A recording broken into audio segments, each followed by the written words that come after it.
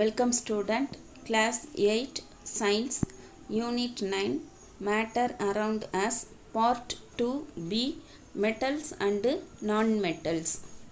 Review concept then recap. Unit 9 matter around us. இதில் learning objectives.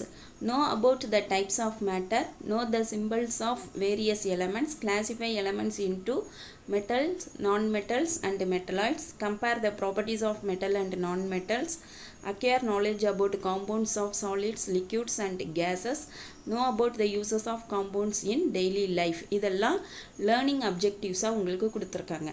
இதில் மேட்டர்னா என்ன, மேட்டரோட types அப்படிங்கிறத நம்ம ஃபஸ்ட்டு வீடியோவில் பார்த்துட்டோம்.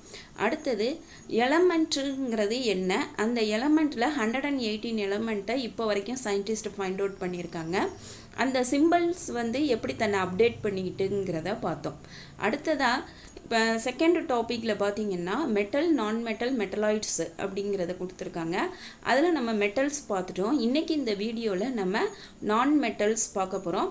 அப்புறம் அந்த compare the properties of metals and non metals இதை பார்க்க போகிறோம். to map matter around us.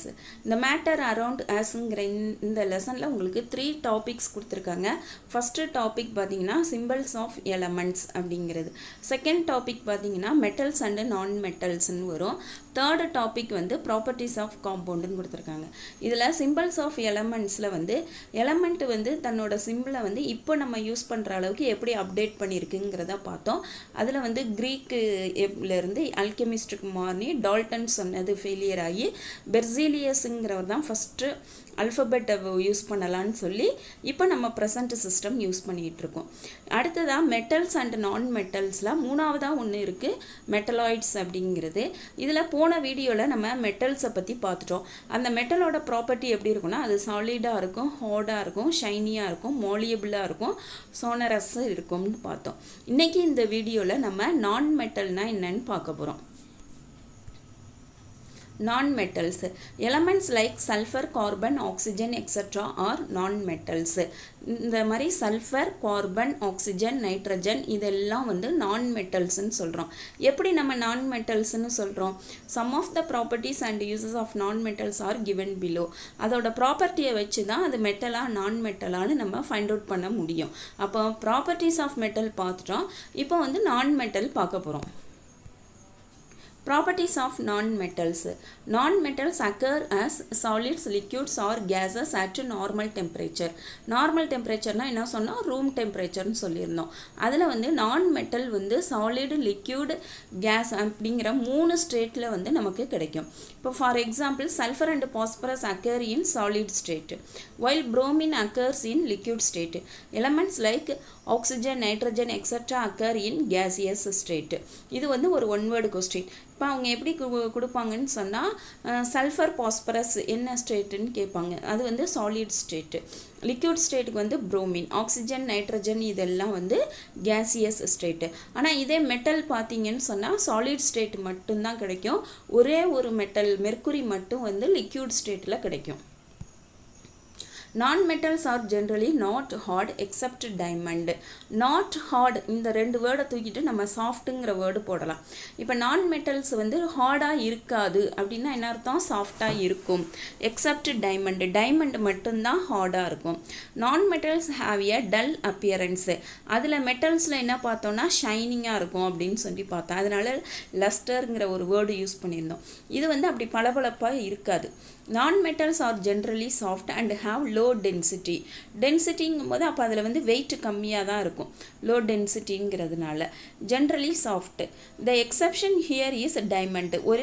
ஏன்னா இந்த பாயிண்ட் கிட்டத்தட்ட ஒன்று தான். இதில் எக்ஸப்ஷன் கேஸ் டைமண்டு சொல்லியிருக்காங்க. which is the hardest naturally occurring substance. இதுதான் இயற்கையிலே கிடைக்கக்கூடிய மிக கடினமான ஒரு பொருள் அப்படின்னு சொல்கிறாங்க.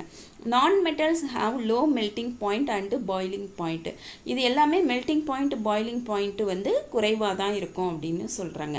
அப்படின்னா என்ன மீனிங்னு சொன்னால், தன்னோட குறைவான வெப்பநிலையில் தன்னோட உருவத்தை அடுத்த ஸ்டேஜுக்கு மாற்றிடும். அதான் low melting point and boiling பாயிண்ட்டுன்னு சொல்கிறது.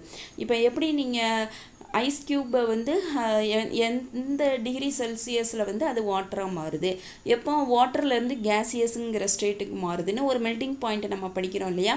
அப்போ அதே மாதிரி இது குறைவான ஒரு ஹீட்லேயே வந்து என்ன மாறிடும் அப்படின்னு சொன்னால் மெல்டிங் பாயிண்ட் பாயிலிங் பாயிண்ட்டில் வந்து அடுத்த ஸ்டேஜுக்கு போயிடுங்கிறது தான் இதோட மீனிங். non-metals are non-malleable. malleableனா என்ன சொல்லியிருந்தோம், தகடா மாற்றுறதுன்னு சொல்லியிருந்தோம். இதை வந்து non-malleable, இதை தகடாலாம் மாற்ற முடியாது. ஏன்னா இதோட கேரக்டர் வந்து சாஃப்டாக இருக்கிறதுனால நம்ம கையில் எடுத்தாலே உடஞ்சி போயிடும்.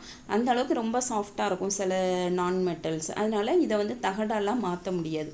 non-metals are not ductile. ductileனா என்னது, கம்பியாக நீட்டுறது.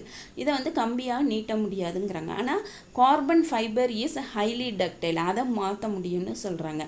non-metals are generally bad conductors of electricity. கரண்ட்டை வந்து பாஸ் பண்ணாது பொதுவாக. ஆனால் graphite a form of carbon is an exception. அது மட்டும் எக்ஸப்ஷனல் கேஸில் வருது. அதாவது இந்த வேர்ல்டில் வந்து கார்பன் வந்து மிக ஒவ்வொரு இதில் கிடைக்கும். அது மிக அதிகமாக 2 உருவத்தில் கிடைக்கும் கார்பன். ஒன்று வந்து டைமண்டு, இன்னொன்று வந்து கிராஃபைட்டு. டைமண்டுங்கிறது ரொம்ப ஹார்டாக இருக்கும், கிராஃபைட்டுங்கிறது ரொம்ப சாஃப்டாக இருக்கும். அந்த கிராஃபைட்டில் இருந்து எடுக்கிறது தான் லெட்டு, LEAD, லெட்டுன்னு சொல்லி நம்ம போன தடவை பார்த்தோம்.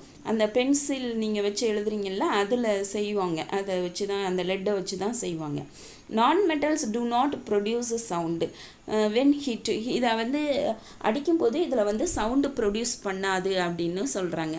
இப்போ கார்பன் வந்து 2 விதமாக கிடைக்கும்னு சொன்னோம். அதாவது ஒன்று வந்து டைமண்டு, இன்னொன்று வந்து கிராஃபைட். இது எப்படி கிடைக்கும்னு சொன்னால், பழைய காலங்களில் பார்த்திங்கன்னா காடுகளில் இருந்து உதிர்ந்து வரக்கூடிய அந்த இலை சருகுகள் தான் மண்ணோட மண்ணாக மக்கி அப்படியே கீழே அடியில் வரைக்கும் போகும். அதுக்கு வந்து பல லட்சக்கணக்கான வருஷங்கள் ஆகும் அப்படின்னு சொல்கிறாங்க.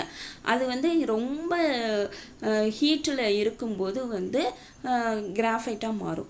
அதை தாண்டின ஹீட்டை தாங்கும்போது அந்த கிராஃபைட்டு டைமண்டாக மாறிடும். இதை வந்து நம்ம எப்படி சொல்லுவாங்கன்னு சொன்னால், எந்த அளவுக்கு நம்ம சோதனைகளையும் தாங்கிக்கிறோமோ அப்போ அந்த கரி, அந்த கிராஃபைட்டுங்கிற அந்த கரி வந்து எப்படி மாறுது, டைமண்டுன்னு சொல்லக்கூடிய ஒரு விலை உயர்ந்த பொருளாகவும் மாறுது. அது வந்து இது பார்த்திங்கன்னா கார்பன் தான். ஆனால் அந்த கார்பன் வந்து எந்த அளவுக்கு ஹீட்டை தாங்கிக்குது அப்படிங்கிறத வச்சு தான் அதோட பயன்பாடு இருக்குது. அப்போ ஓரளவுக்கு ஹீட்டில் முடிஞ்சிடுச்சின்னு சொன்னால் நம்ம கிராஃபைட்டாக அந்த பொருளை எடுத்துடுறோம். இன்னும் பூமிக்கு அடியில் போய் எனார்மஸ் ஹீட்டை அது நல்லா தாங்கிடுச்சின்னு சொன்னால் அது வந்து டைமண்டாக மாறிடுது. Activity 2. Strike a metal utensil with a metal spoon. ஒரு மெட்டல் பாத்திரத்தை, உங்கள் வீட்டில் பித்தளை பாத்திரம், வெண்கல பாத்திரம்லாம் இருக்கும், அதை எடுத்து, இல்லைன்னா சில்வர் கூட இருக்கலாம், அதை வச்சு ஒரு ஸ்பூன், மெட்டல் ஸ்பூனை வச்சு தட்டி பாருங்கள்.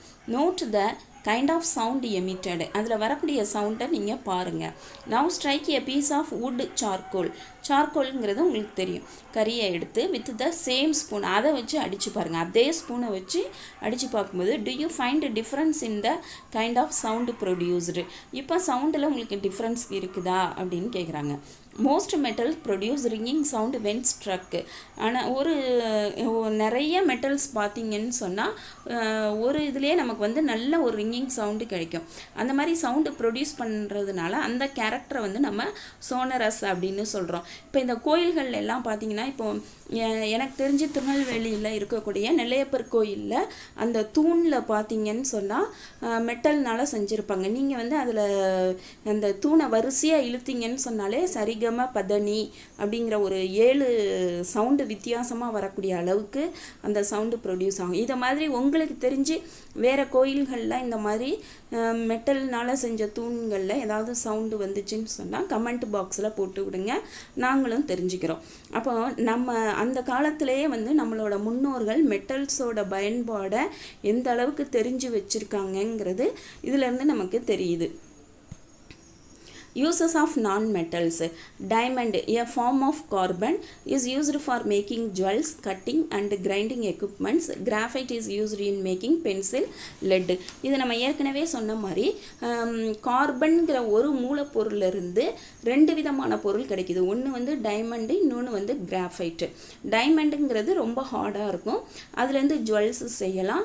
கட்டிங், நீங்கள் இந்த ப்ராவர்பு கேள்விப்பட்டிருப்பீங்க, டைமண்ட் கட்ஸ் டைமண்டுன்னு, அதாவது முல்லை முள்ளால் எடு அப்படின்னு சொல்லி கேள்விப்பட்டிருப்பீங்க. அந்த மாதிரி, அதாவது ஒரு இப்போ கண்ணாடியெல்லாம் கட் பண்ணணும்னு சொன்னால் இந்த டைமண்டு தான் யூஸ் ஆகும். அதே மாதிரி கிரைண்டிங் எக்யூப்மெண்ட்ஸ், அரவை இயந்திரங்கள், அதெல்லாம் வந்து இது பண்ணுறதுக்கு டைமண்ட் யூஸ் ஆகுது. Graphite is used in making pencil lead, pencil லெட்டுக்கு யூஸ் ஆகுது அப்படின்னு சொல்கிறாங்க. இப்போ ரீசெண்டாக நான் என்ன கேள்விப்பட்டேன்னு சொன்னால், இந்த டைமண்டு உள்ளார இருந்து ஒரு ஃபோனை வந்து சார்ஜ் பண்ணக்கூடிய அளவுக்கு ஏதோ சயின்டிஸ்ட் வந்து அதை நோக்கி ரிசர்ச் பண்ணிகிட்டு இருக்கிறதா கேள்விப்பட்டேன். அது எந்த அளவுக்கு சக்ஸஸ் ஆகுதுன்னு தெரியல.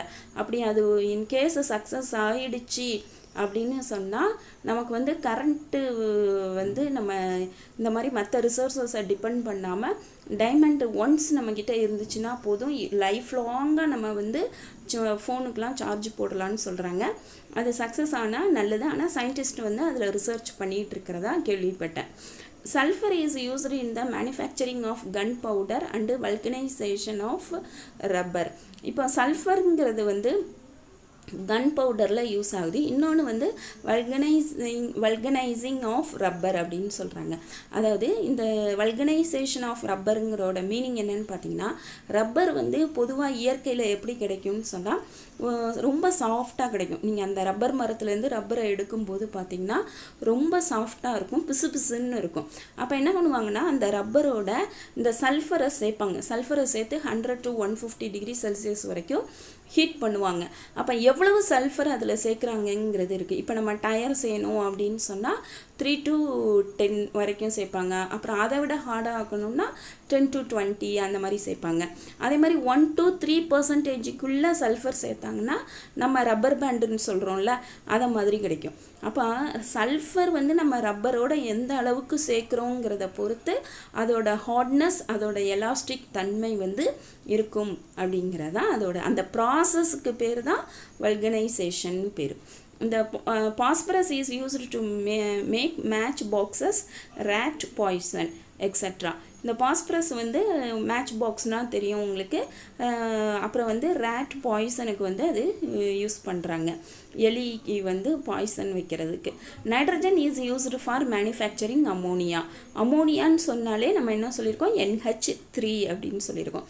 அதில் நைட்ரஜன் வந்து யூஸ் ஆகுது, ஏன்னா நைட்ரஜன் வந்து ஒரு நான் மெட்டல். அப்போ இதில் பாருங்கள், nitrogen, phosphorus, sulphur, diamond, graphite இதெல்லாம் நான் metals. Chlorine is used as bleaching agent and in sterilizing water. குளோரினை வந்து ப்ளீச்சிங் பவுடர் அடிப்பாங்க, தெரியும் உங்களுக்கு. அப்புறம் வந்து வாட்டரை பியூரிஃபை பண்ணுறதுக்கு குளோரின், தண்ணியில் குளோரின் கலந்துட்டாங்கன்னு சொல்லிட்டு நம்ம அந்த தண்ணியை குடிக்கவே மாட்டோம். அப்போ அதை மாதிரிலாம் வந்து குளோரின் வந்து க்ளீன் பண்ணுறதுக்கு மெயினாக யூஸ் ஆகுது.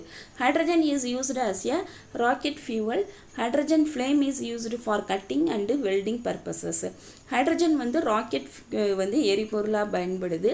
ஹைட்ரஜன் ஃப்ளேம் வந்து எதுக்கு யூஸ் ஆகுதுன்னா கட்டிங், வெல்டிங் பர்பஸஸ்க்கு யூஸ் ஆகுது. Hydrogen is also used as a reducing agent. ரெடியூசிங் ஏஜென்ட்டாக அது யூஸ் ஆகுதுன்னு சொல்கிறாங்க. இது பின்னால் பார்ப்போம் ரெடியூசிங் ஏஜென்ட்னா என்னங்கிறத. இப்போ இது வந்து டைமண்ட் பிக்சர் கொடுத்துருக்காங்க. இப்போ நம்ம என்ன பார்க்க போகிறோம்னா, மெட்டல், நான் மெட்டல் படிச்சிட்டோம். இப்போ இதோட ப்ராப்பர்ட்டிஸை நம்ம கம்பேர் பண்ணி பார்க்க போகிறோம். Physical state at room temperature. Room டெம்பரேச்சரில் இது எப்படி இருக்கும், இது எப்படி இருக்கும், இயல்பான நிலையில் எப்படி இருக்கும். இது வந்து யூஸ்வலி சாலிடாக இருக்கும். இது சாலிட், லிக்யூட், கேஸ் அப்படிங்கிற 3 ஸ்டேஜில் வந்து நமக்கு கிடைக்கும். இப்போ சாலிட் அப்படின்னு சொன்னால் நீங்கள் டைமண்ட் எடுத்துக்கிடலாம், லிக்யூடுங்கிறதுக்கு புரோமின் எடுத்துக்கலாம், கேஸுங்கிறதுக்கு ஆக்சிஜன், நைட்ரஜன் சொல்லலாம். இது எல்லாமே சாலிடு தான். இந்த காப்பர், சில்வர் இது எல்லாமே. லிக்யூடுக்கு வந்து மெர்க்குரி சொல்லலாம். மாலியபிலிட்டினா தகடாக மாற்ற முடியும், இது வந்து குட். இது வந்து poor. Usually soft or brittle. சாஃப்டாக இருக்குது, பிரிட்டில்னா எனது எளிதில் உடையக்கூடிய தன்மைன்னு அர்த்தம். அது மாதிரி இருக்கிறதுனால இது வந்து தகடாக மாற்ற முடியாது. டக்டிலிட்டினா என்னது, கம்பியாக நீட்டுறது. இதை வந்து குட், இதை வந்து கம்பியாக நீட்ட முடியும். இது வந்து பூவர், அதுவும் பண்ண முடியாது. மெல்ட்டிங் பாயிண்ட்னா இப்போ தான் நம்ம சொன்னோம். அதாவது யூஸ்வலி ஹை அப்படின்னா என்ன அர்த்தம்? ஹை டெம்பரேச்சர் நம்ம கொடுத்து, அதாவது அந்த மெல்ட்டிங் பாயிண்ட் வந்து ஹை லெவலில் வரும்போது தான் தன்னோட இயல்பான நிலையிலிருந்து அடுத்த நிலைக்கு மாறும். இது குறைவான மெல்ட்டிங் பாயிண்டில் அடுத்த நிலைக்கு மாறிடும். அதான் பாயிலிங் பாயிண்ட்டும். அப்போ ஹை பாயிலிங் பாயிண்டில் தான் அடுத்த நிலைக்கு மாறும். இது லோ பாயிலிங் பாயிண்ட்லேயே அடுத்த ஸ்டேஜுக்கு போயிடும். டென்சிட்டின்னு பார்க்கும்போது இது ஹை, இது வந்து லோ. டென்சிட்டிங்கிறது என்னது? மாஸ் பை வால்யூம், அதாவது அடர்த்தி அப்படின்னு சொல்லுவாங்க. இது வந்து ஹை வெயிட். உங்களுக்கே நல்லா தெரியும், கையில் ஒரு கறியை தூக்குறதுக்கும் ஒரு இரும்பை தூக்குறதுக்கும் உங்களுக்கு டிஃப்ரென்ஸ் தெரியும் அந்த டென்சிட்டிங்கில். அடுத்தது கண்டக்டிவிட்டி. கண்டக்டிவிட்டினா என்னது? கடத்தும் திறன். Thermal and electrical. தெர்மல்னா என்னது? ஹீட்டு. ஹீட்டையும் கரண்ட்டையும் அது எப்படி கண்டக்ட் பண்ணுது? இது வந்து குட், இது வந்து வெரி புவர் அப்படின்னு சொல்கிறாங்க. இன்றைக்கி இந்த வீடியோவில் நம்ம நான் மெட்டல்ஸை பற்றி பார்த்தோம். சல்ஃபர், கார்பன், ஆக்சிஜன், நைட்ரஜன் இதெல்லாம் நான் மெட்டல்ஸ். ப்ராப்பர்ட்டிஸ் ஆஃப் நான் மெட்டலில் பார்த்திங்கன்னா இது சாலிட், லிக்யூட், கேஸுங்கிற 3 ஸ்டேஜில் வந்து நமக்கு கிடைக்கும். வந்து கார்பனில் பார்த்திங்கன்னு சொன்னால் டைமண்ட் வந்து ரொம்ப ஹார்டாக இருக்கும், மற்றதெல்லாமே வந்து சாஃப்டாக இருக்கும் அப்படின்னு பார்த்தோம். இதுக்கு low melting point, low boiling point இருக்குது. இது வந்து நான் மாலியபிள், நான் டக்டைல். இது வந்து பேட் கண்டக்டர்ஸ் ஆஃப் எலக்ட்ரிசிட்டி. அதே மாதிரி இது வந்து சவுண்டு ப்ரொடியூஸ் பண்ணாது. இதெல்லாம் அதோட ப்ராப்பர்ட்டிஸு. யூசஸ் அப்படின்னு பார்க்கும்போது டைமண்டு வந்து ஜுவல்ஸு செய்கிறதுக்கு யூஸ் ஆகுது. கிராஃபைட் வந்து பென்சில் லெட்டு செய்கிறதுக்கு யூஸ் ஆகும். சல்ஃபர் வந்து கன் பவுடர்லையும் வல்கனைசேஷன் ஆஃப் ரப்பரில் யூஸ் ஆகும். பாஸ்பரஸ் வந்து மேட்ச் பாக்ஸ் ரேட் பாய்சனாக யூஸ் ஆகும். நைட்ரஜன் வந்து மேனுஃபேக்சரிங் ஆஃப் அமோனியாவில் யூஸ் ஆகும். அடுத்ததாக குளோரின் வந்து ஒரு க்ளீன் பண்ணுறதுக்கு யூஸ் ஆகுது. ஹைட்ரஜன் ராக்கெட் ஃபியூவலில் யூஸ் ஆகுது. ஹைட்ரஜன் ஃப்ளேம் வந்து கட்டிங் வெல்டிங் பர்பஸில் யூஸ் பண்ணலாம். அதே மாதிரி ரெடியூசிங் ஏஜெண்ட்டாக யூஸ் ஆகும்.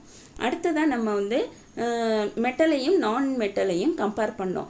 இது வந்து ஒரு 5 மார்க் கொஸ்டின்னு சென்டென்ஸ் ஃபார்ம் பண்ணியும் எழுதலாம். அப்படி இல்லைன்னா இந்த மாதிரி டேபிளர் காலம் போட்டும் நீங்கள் கம்பேர் பண்ணி எழுத முடியும். இப்போ இன்றைக்கி இந்த வீடியோவில் நம்ம நான் மெட்டல் பற்றி பார்த்துருக்கோம். நெக்ஸ்ட்டு வீடியோவில் வந்து மெட்டலாய்ட்ஸ் அப்படின்னா என்னங்கிறத பார்ப்போம். Thank you student.